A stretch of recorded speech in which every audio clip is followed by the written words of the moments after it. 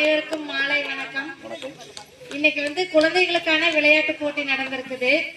இந்த நேரத்துல இந்த விஷயத்த சொல்லி இவனுக்கு பரிசு கொடுத்தாலும் இது சரியா இருக்கு அப்படிங்கறதுனாலதான் இந்த அன்னைக்கு குழந்தைகளுக்கான விளையாட்டு போட்டி குழந்தைகள் இருக்கிற இடத்துல இதை அனௌன்ஸ் பண்றோம். என்னன்னு பாத்தீங்கன்னா, இன்னைக்கு இருக்கக்கூடிய ஒரு மீடியாவுடைய டாமினேஷன்ல எல்லாருமே பப்ஜி, ஃப்ரீ ஃபயர்னு உலகம் போய்கிட்டே இருக்குது. ஏதாவது குழந்தைய நம்ம விளையாடிட்டு இருக்கிறாங்க, பப்ஜி பார்த்துட்டு இருக்கிறாங்க, இல்ல ஃப்ரீ ஃபயர் ரீல்ஸ் பார்க்கும்போது நம்ம கூப்பிட்டோம்னாவே கோவமா பாக்குங்க. நம்ம போய் தண்ணி மோட்டுவான்னு சொன்னோம்னா நம்ம இருக்கிறதே அப்ப நம்ம தான் மிகப்பெரிய எதிரியா தெரியும். நம்மளை இந்த ஃப்ரீ ஃபயர் ரீல்ஸ் பார்க்கும்போது அம்மா வேலை சொல்லுது அப்படின்னு அவ்வளோ டென்ஷன் ஆவாங்க. இந்த மாதிரியான சூழ்நிலைகள்ல நம்ம வாழ்ந்துட்டு இருக்கிறோம். ஆனா வெற்றிவேந்தன் பாத்தீங்கன்னா கடந்த 7 வருடங்களா 6 வருடங்களா செல்போன் பார்க்காம இருக்கிறான். இது மிகப்பெரிய விஷயம் நான் நினைக்கிறேன்.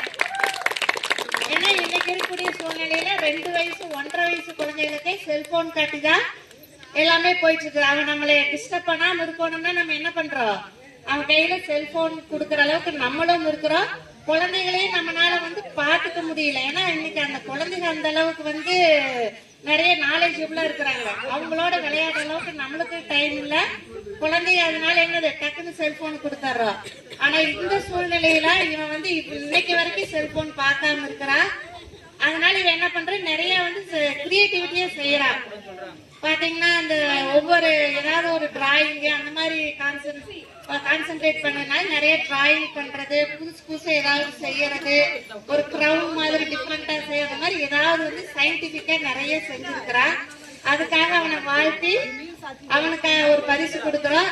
இந்த இடத்துல அவங்க அம்மா இந்த பக்கத்துல நின்று இந்த பரிசு வாங்கினா சரியா இருக்குன்னு நான் நினைக்கிறேன். அதனால அவங்க அம்மா கோமதி அழைக்கிறோம். குழந்தைகளை